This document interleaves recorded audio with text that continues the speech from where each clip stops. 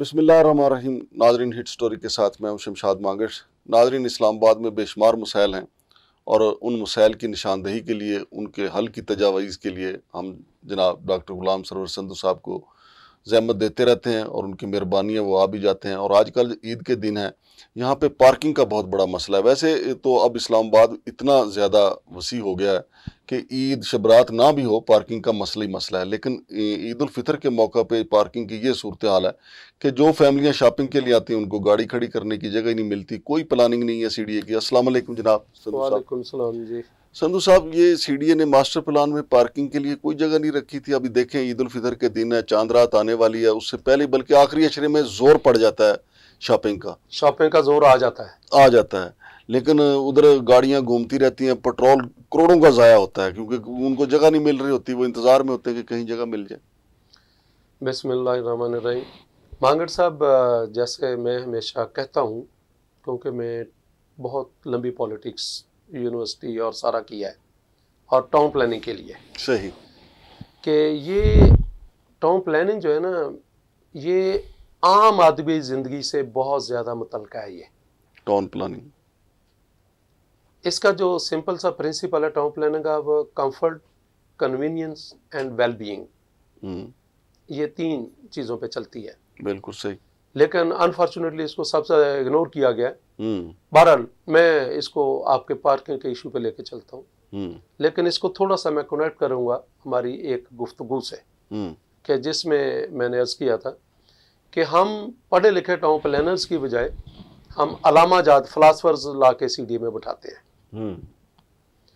एक होता है कि हम 10 लोग सुबार्डिनेट हैं, हमें गाइड करना है जो हमारा बॉस है, क्योंकि उसको पोजीशन ही वो इसलिए दी गई है।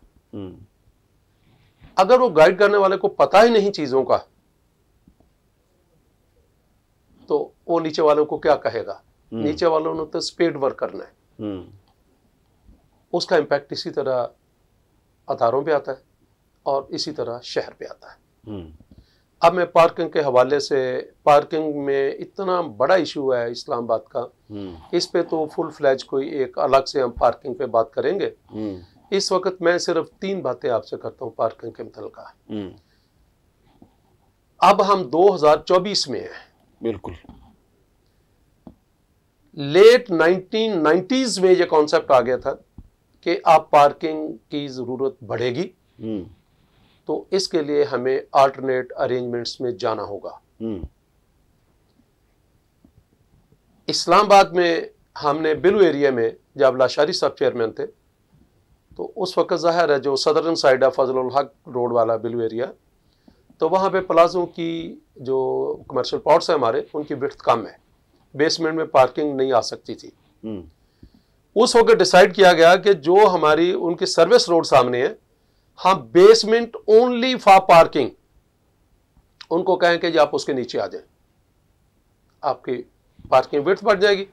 तो 2 किलोमीटर लंबी टनल की 2 बेसमेंट की पार्किंग बन जाती। हमने उस वक्त पॉलिसी भी लाई, लेकिन अनफॉर्चुनेटली चूंकि दुकानें एक के पास, दूसरे के पास, तीसरे के पास बिकी हुई, तो वो इकट्ठे नहीं हो सके आपस में। सो इन अप्रोचेस पे काम करते रहना चाहिए। लेकिन मैं इसलिए ये तमीज़ बांधी कि आप इमेजिन करें कि 2023 में एक न्यू बिलू एरिया नामी इन्होंने जगह बनाया F9 के ऑपोजिट। वहां पे बड़े बड़े बोर्ड लगे हुए हैं मीडिया में, रीडिफाइनिंग द बिलू एरिया। आप इमेजिन करें कि वहां पे प्लॉट 5-5, 6-6 मरले के, 10-10 मरले के रख दिए, और उसमें ब्रोशर में लिखा कि जी इसकी बेसमेंट में पार्किंग नहीं दी जा सकती, नहीं, जरूरी नहीं है। कौन से जमाने में हो?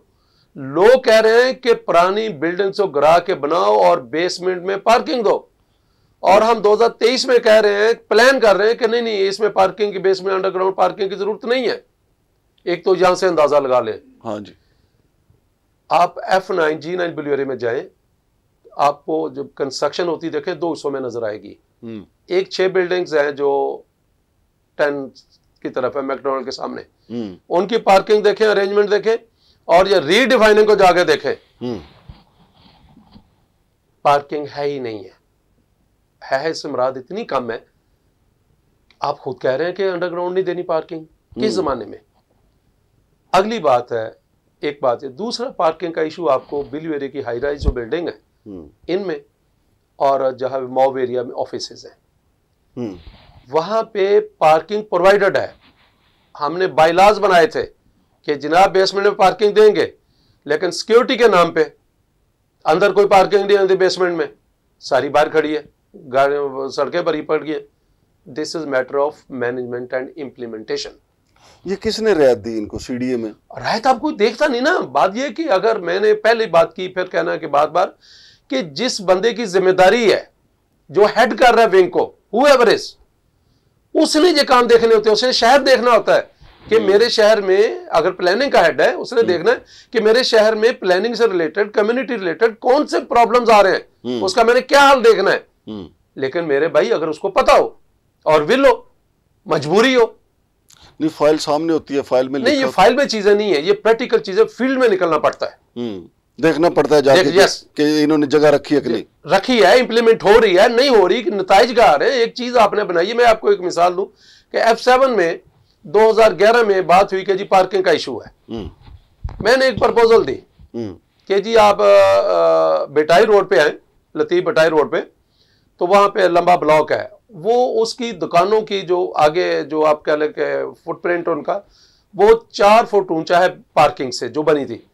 तो हमने कहा जी कि इधर आप सिंपल एक स्लैब डालें, जो नीचे वाला जो इस वक्त एग्जिस्टिंग है उसको आप 4 फुट नीचे ले जाएं। सो एक नीचे गाड़ी चलेगी 8 फुट में, उसी पे ऊपर गाड़ी एक स्लैब डाल दे, पार्किंग ओपन भी है, रोड से डायरेक्ट एक्सेस है और आपकी पार्किंग डबल हो गई।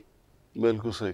इसी तरह पार्किंग फ्रंट पे है जो F11 2 और 3 की तरफ, वहां पे ये बात अप्रूव्ड है।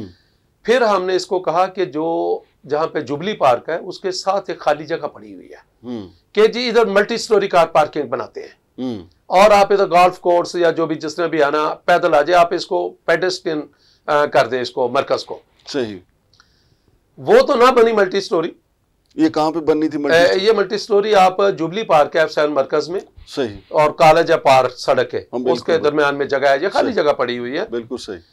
लेकिन जो इन्होंने मल्टी स्टोरी पीर बताया अपने लतीफ बटाई रोड पे बनाई, वो टोटल बंद कर दी है। मैं खुद गया हूं, नीचे 2 से 3 गाड़ियां खड़ी होती हैं और ऊपर रश उसी तरह है कि भाई आपने प्रैक्टिकेबिलिटी देखनी होती है जिसकी, तो ये अप्रोच हो जिसकी। लेकिन अगर हेड जो है उसको सेंस है, उसको मतलब क्वालिफिकेशन एक्सपीरियंस है, एहसास है, तो वो जाके एहसास है कि कहीं उसको पता है मैंने जवाब देना है, तो फिर जाके ये मसाइल हल होते हैं। चूंकि ना ही टॉप प्लानर है, अगर कहीं कोई बैठा भी है किसी लेवल पे तो उसकी इतनी सेंस ही नहीं, वो तो फाइलों से नहीं निकलता। फाइलें तो अच्छी चीज होती हैं, तो फाइलों से निकले तो आगे चले ना। हाँ जी। लेकिन ये मसाइल जिनकी तरफ आप कह रहे हैं, ये आपको पीरियडिकली जाके एरियाज विजिट करने पड़ते हैं, चीजें मॉनिटर करनी पड़ती हैं। मैं आपको बताऊं, ये लहतरार रोड जो है ये सिंगल स्टोरी हो, सिंगल लेन होता था, 24 फीट की रोड होती थी। एज डायरेक्ट एनफोर्समेंट मुझे किसी ने नहीं कहा था कि इसको डबल करना है। एज डायरेक्ट एनफोर्समेंट मैंने जो खाली करवाया 150 फीट राइट ऑफ वे, आज डबल रोड बनी हुई है। बिल्कुल सही। यानी आपके इस एक्शन से बात ये कि सहूलत मिल गई। बात ये कि मेरा एज टाउन प्लानर ये काम है, मेरा काम ही, मतलब मैं अगर आप conduct of business regulation CDA के जाए, उसमें पहला काम जो है प्लानिंग विंग का, टू अंडरटेक फॉरवर्ड प्लानिंग, कि जो आपने पीरियडिकली मॉनिटर करना है, आने वाली इश्यूज को देखना है। अब आ जाए पार्किंग जो ईद की वजह से है, दिस इज कॉमन सेंस कि ईद की वजह से डेफिनेट लोगों ने निकलना है। हाँ जी। तो जहां बाकी चीजें हैं वहां पे ट्रैफिक मूवमेंट और पार्किंग का इशू भी आना है। तो इसके लिए मेरे भाई बड़ा एक आप कह रहे हैं कि प्रोएक्टिव अप्रोच की जरूरत थी। एक तो पहले मैं थोड़ा सा 2 मिनट में आपको बताऊं कि ये पार्किंग का रश है क्यों। नंबर ऑफ कार्स अपनी जगह मौजूद है, लेकिन मौके पे जाके देखें जो एंट्री एग्जिट्स हैं पार्किंग की, वहां पे गाड़ियां खड़ी हैं। आपने जब एंट्री तंग कर दी, पीछे लाइन लग गई, 3-3 लाइनें लगी हैं एक लेन की बजाय। जहां पे रोड टर्न करती है, मैं मराकज की बात कर रहा हूं, टर्न करती है, वहां पे गाड़ियां खड़ी हैं, उनके पीछे पे मतलब 6 आप कह रहे 3 फुट पीछे खड़ी है, वो रोड तंग हो गई, उसकी पीछे लाइन लग गई। हाँ जी। दूसरा ये था कि जब आपको पता था कि ये रश बढ़ना है, तो आपको टेम्परेरी कार पार्किंग अरेंज करनी चाहिए थी। हाँ जी, उसका तरीकाकार यह है कि सिंपल, जैसे मैंने एक F7 की बात की, इसी तरह G9 में, मतलब बाकी मराकज में मौजूद है जगह, तो भाई उनको आप टेम्परेरी ये ग्रेवल डाल के पार्किंग में कन्वर्ट करें, किसी को हफ्ते 10 दिन के लिए उसका ऑपरेशन जो है ऑक्शन करें, आपका मसला भी हल हो जाएगा। लेकिन this is issue of management and implementation subject to having relevant expertise, qualification, experience and will to do and accountability.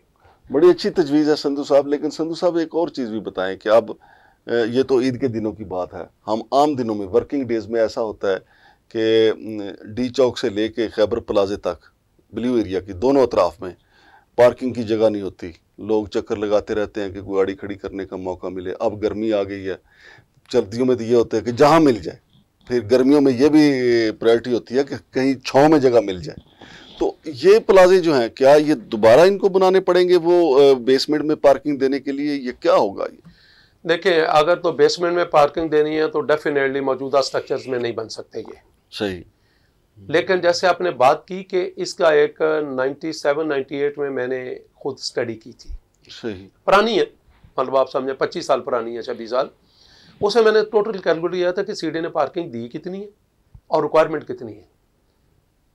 आप बिलीव करें कि प्रोवाइडेड ज्यादा थी। अच्छा। लेकिन मसला क्या था? मसला ये कि कुछ जगह जहां पे ओवर क्राउडिंग है और कुछ जगह है जो खाली पड़ी है, तो इसके लिए आपको मैनेजमेंट करनी पड़ती है। जहां पे आप समझते हैं ज्यादा रश है, इधर लोग ज्यादा आ रहे हैं, आप उधर पेड पार्किंग कर दें, जो अंडर यूटिलाइज्ड है उधर आप फ्री कर दें। पूरी दुनिया में ऐसे है। हाँ जी, ऐसी। अब शेडी पार्किंग, आपके पास ग्रीन बेल्ट है, इस वक्त ग्रीन बेल्ट तबाह हो रही है, हमने लोगों पे छोड़ा हुआ है। वाई नॉट कि जब तक आप उसको यूज नहीं करते, इसको हम कहते हैं इको पार्किंग। इको पार्किंग या प्रॉपरली टफ पेवर लगा के अच्छे दरख्तों के अंदर उसको बना के ग्रीनरी भी मेंटेन करें और पार्किंग भी आप दे दें। हाँ जी। आपको तहजीब बेकरी के सामने जाकर देखें कितनी अच्छी शेडी पार्किंग मौजूद है। बिल्कुल सही बात। इसी तरह मेरे भाई, आप इन पार्किंग को देखें, खुद डेवलप करें, प्लान करें, लोगों पे ना छोड़ें। लेकिन अब तो पार्किंग जो है उस वहां में मस्जिदें बन गई हैं ज्यादा से ज्यादा, वो भी एक बड़ा इशू है। जी सर, देखें हमने मरना भी है ना तो सीढ़ियों की जमीन पे अय्याशी भी जायज है, सीढ़ियों के जमीन पे जन्नत भी कमानी है। हाँ जी। और अपने मुर्दे भी दफनाने हैं। हाँ जी। और मौज मेला भी करना है। बिल्कुल सही बात। तो मेरे भाई, मैं फिर आपको कहूंगा, अनफॉर्चुनेटली टाउन प्लानिंग को अहमियत नहीं दी जा रही। जब तक इस शहर में जो प्लान सिटी है, आप town planning, true town planners, town planning approaches उसको अहमियत नहीं देंगे, तो आप इर्द गिर्द पैसे खर्चते रहेंगे।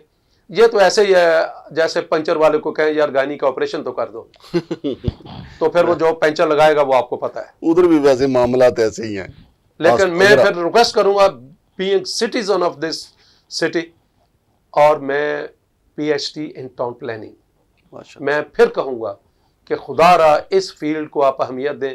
आपकी इकोनॉमी चल पड़ती है, आपकी एनवायरनमेंट बेहतर हो जाती, आपके जो रेजिडेंट्स हैं इस्लामाबाद के, उनकी कंफर्ट बढ़ जाती है, लोगों की बीमारियां कम हो जाती हैं। ये जब नहीं मिलती ना, जब पार्किंग, ब्लड प्रेशर हाई हो जाता है। पार्किंग में मैं आपको एक सादा मिसाल दूं कि पॉलीक्लिनिक एक्सटेंशन के लिए मेरे ऊपर प्रेशर आया, मैं उसे डीजी प्लानिंग था कि जी जो अर्जेंटीना पार्क, इसमें से आप हॉस्पिटल को एक्सपेंशन करने दे। मैंने अकेले ने स्टैंड लिया, नहीं होने दिया।